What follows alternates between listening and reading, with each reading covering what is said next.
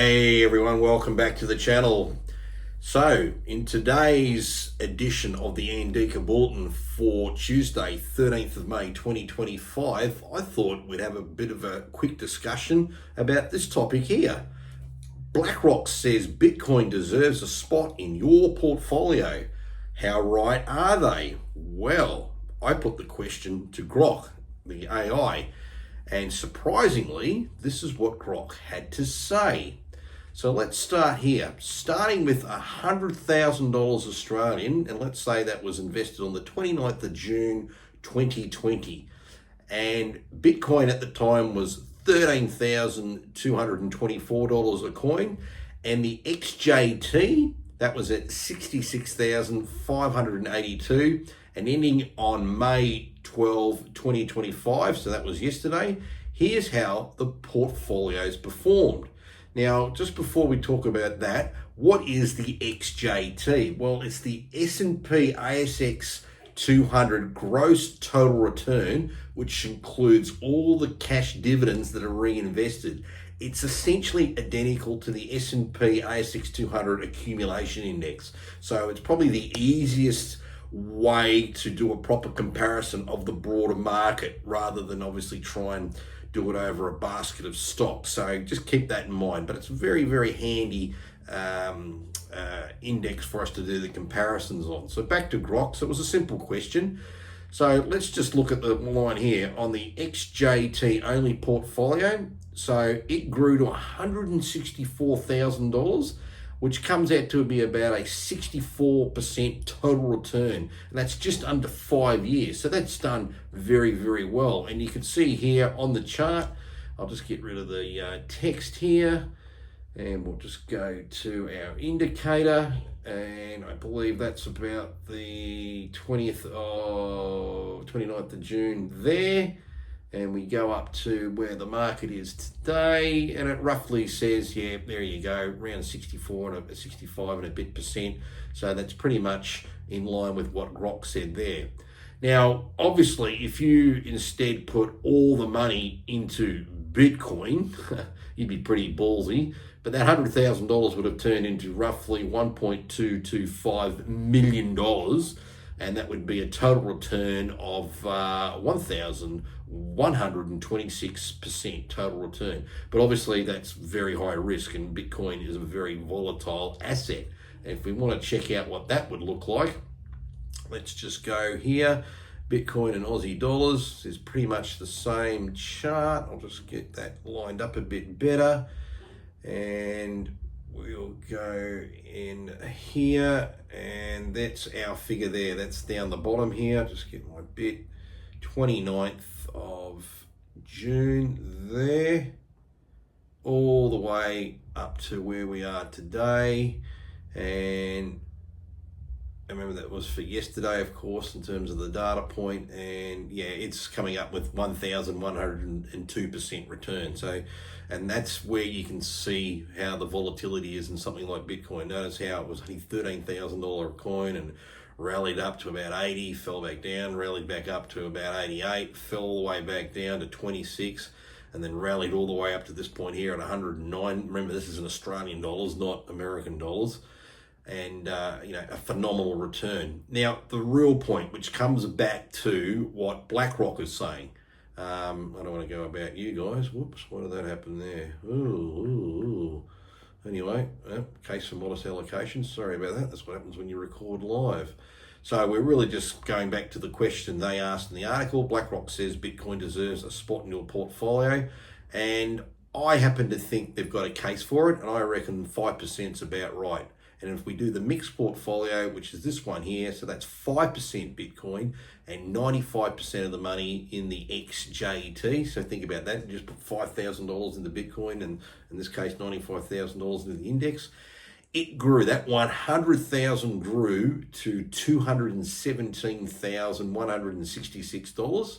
All that comes out to be a total return of 117% in that time frame of just under 5 years. That's pretty impressive. Essentially, you've nearly doubled it. So what you need to take out from the inclusion, if you just looked at the normal ASX 200 portfolio that reinvested all the dividends too, and plus the capital growth, in that time frame, it made 64% return, which is pretty good. But you just took a little percentage of that, just 5%. It's pretty much nearly what the dividends would have been paying. And instead you put that into Bitcoin, it nearly doubled your return. That's pretty impressive. So that's what investors need to come up with. You need to start thinking, is it now something I need to have inside the portfolio? Not a massive amount, but an amount and exposure to get these types of returns. And there's a bit of sort of razzle dazzle magic to it and all that sort of stuff. There's a thing called the Sharpe ratio, which is just a mathematical number that really says excess returns over time could actually be the result of volatility and risk rather than investment skill.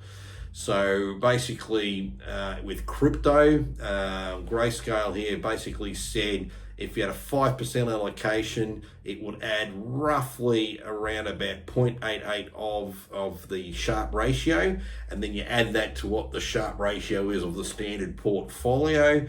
And the standard portfolio, looking at say an ASX 200 in the common time frame, is around about 0.56. So essentially, you're going 0.88 plus 0.56.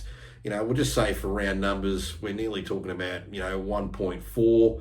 And what you really want with a Sharpe ratio is the higher the number, the better it is. But see how it enhanced that portfolio by taking it where it was pretty low as the Sharpe rate in terms of that excess return to actually, making it very, very good in terms of the ultimate return there.